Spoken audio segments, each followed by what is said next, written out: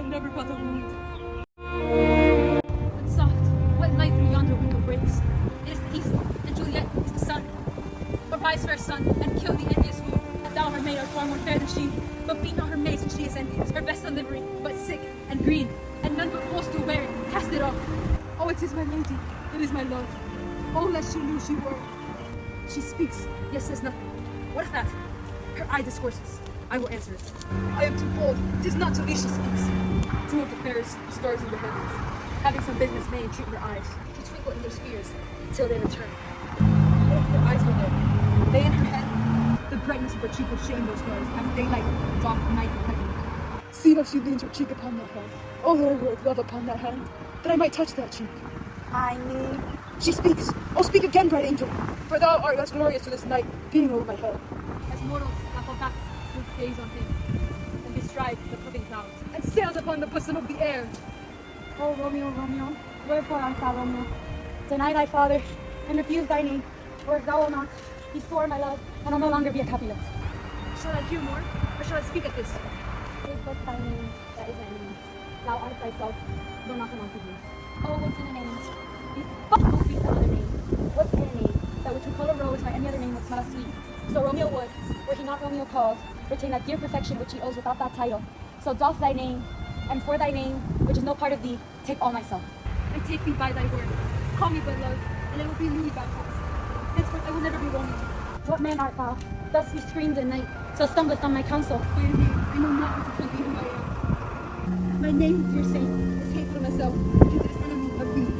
Had I thy written, I would tear that word. My ears have yet not drunk 100 words of thy tongue's uttering, yet I know the sound. Art thou not Romeo and the Montague? Neither thy name, if either be this life. How camest thou hither? Tell me, and wherefore? The orchard walls are high and hard to climb, and the place death, considering who thou art, if any of my kinsmen find thee here.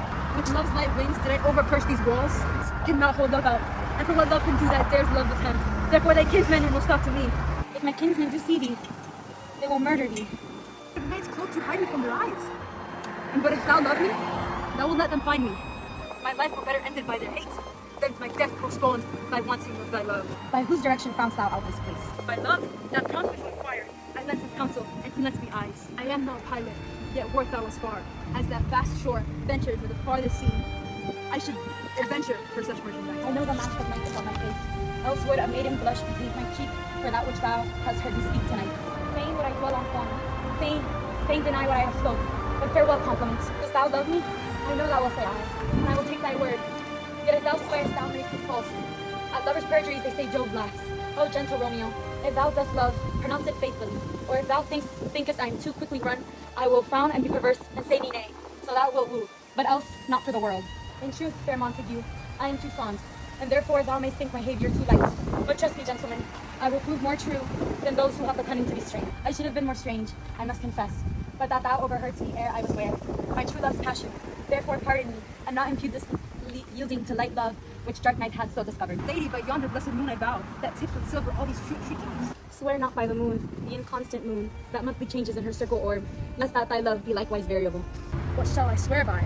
Do not swear at all, or if thou wilt swear, swear by thy gracious self, which is the God of my idolatry, and I'll believe thee. With my heart's dear love. Well, do not swear! Although I joy in thee, I have no joy in this contract tonight. It is too unadvised, too rash, and too sudden, too much like lightning, which doth cease to be ere one can say it lightens. Good night. This bud of love, by summer's brightening breath, may prove a beauteous flower when next we meet. Good night, good night. As sweet by repose and rest, come to thy heart as I within my breast. What wilt thou leave me so unsatisfied? What satisfaction canst thou have tonight? The exchange of thy love's faithful vows for mine. I gave thee mine before thou did request it, and yet I would it were to give again. Wouldst thou withdraw it? For what purpose, love? But to be frank, and give it thee again, and yet I wish before the thing I have. My bounty is as boundless as the sea, my love as deep, the more I give to thee. The more I have, for both are infinite. Oh, blessed, blessed night, I am afeard, being in night, all this but a dream, too flattering sweet to be substantial. 3 words, dear Romeo, and good night indeed.